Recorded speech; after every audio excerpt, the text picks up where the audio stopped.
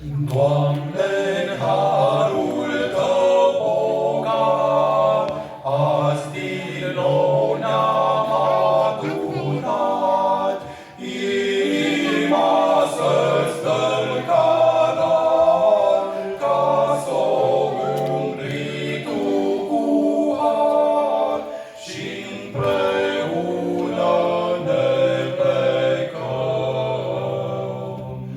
Ție-n Duh să ne închinăm. Dă-ne Tu lumina Ta, să putem toți asculta adevărul Tău frumos, din cuvântul luminos, să-L primim și să-L păstrăm. Ție-n Duh să ne închinăm.